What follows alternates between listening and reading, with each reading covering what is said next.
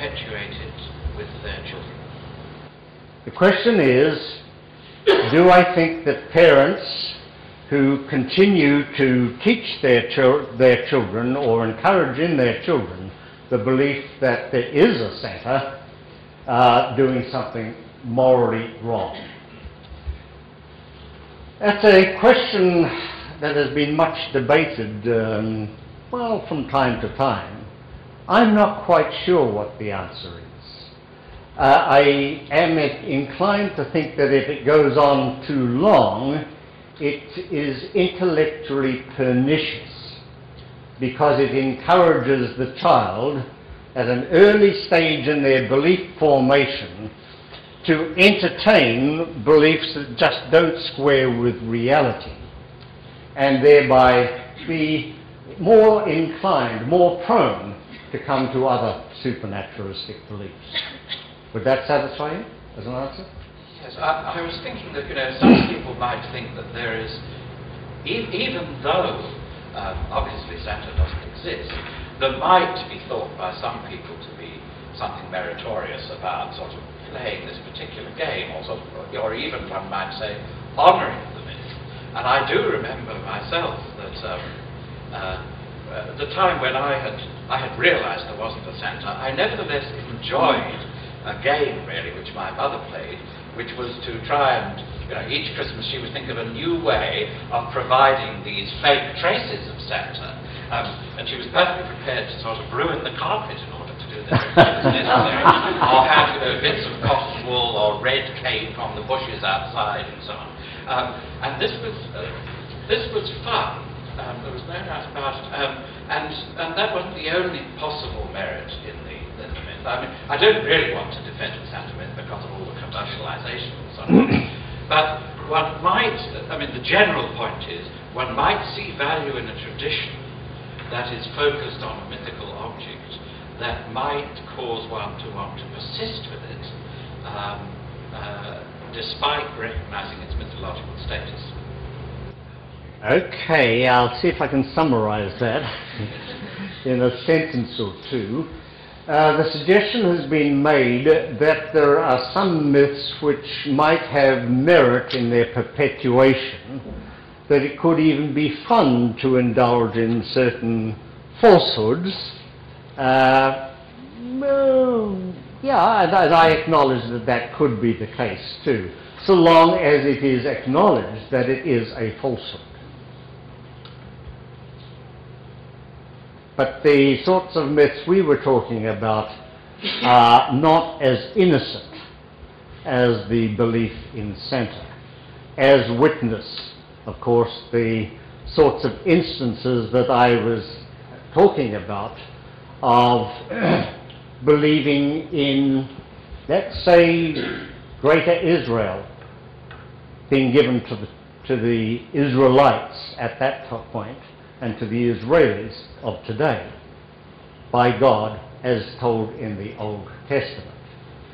That is not intellectually or morally acceptable in my scheme of things. Yes? I think we must try to understand more of the child's mind and how it works. And the fantasy, the other one is the Easter Bunny that you didn't mention. I think they're good and they're fun. And also, later on, they can think, oh, those things weren't true. And then, as many of us have done, correlate it with, oh, God is just another sort of a Santa Claus who doesn't exist and is not nearly as nice. Okay, the point has been made that belief in Santa or the Easter Bunny can not only just be fun, but what was the point? The point is that it becomes an example of something. Oh, it becomes an example for you later to reflect upon and realize that you had been hoodwinked all along and should not therefore be hoodwinked by other myths such as myths about God. Or am I paraphrasing you incorrectly? Something like that. Good, that'll do. But I think maybe we might get away from the psychology of children's belief in Santa to something a little more serious. I hope my question fills that bill. about Christian ethics. When you're studying the ancient philosophers, whichever one, Aristotle, for example, you always find bad bits. Now, you don't stop teaching Aristotle's ethics, especially something like the virtue theory, just because he said some bad things about women and other of such things. And I was wondering if you might have a slightly more charitable attitude towards, say, the best parts of Christian ethics, such as the ethics of love, and toss out the dross that you were referring to earlier. I'm not a theologian, so I don't know how much you'd have to toss out. Okay, the point has been made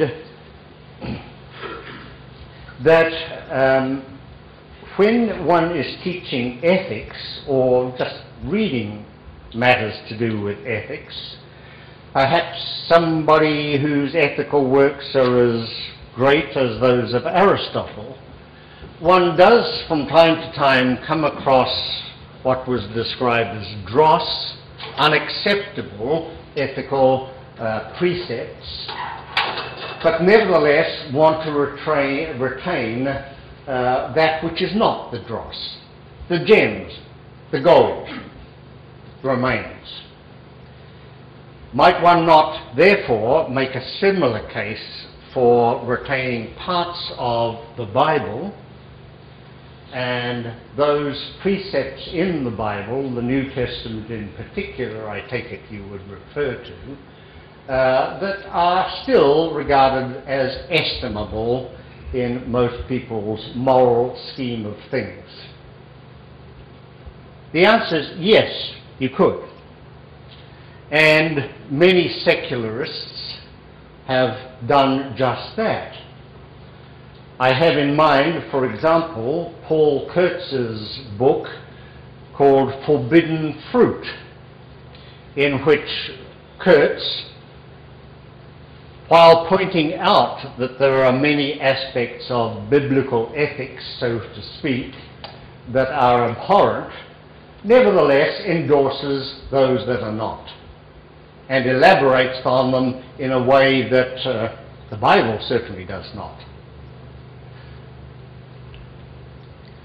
The problem is, of course, that because they are so deeply embedded in a text that is taken to be authoritative, that is taken by so many to be inerrant, and to be the Word of God Himself, that is, they're accompanied by belief in a certain sort of authority here, that the believer does not usually exercise their own discretion as to what's the dross and what isn't. They will read, and the preacher in the church will preach a whole sermon about John 3:16, for God so loved the world that He gave His only begotten Son, etc. They never read on to John 3:18, which tells about briefly, or sketches or hints at, the fate of those who don't believe. It's called cherry picking. And you can do it. You can do it with success, and most Christians do. Most Christians don't read the Bible. So it comes as a bit of a shock to most when they do what I did as a child. That was to read it from beginning to end,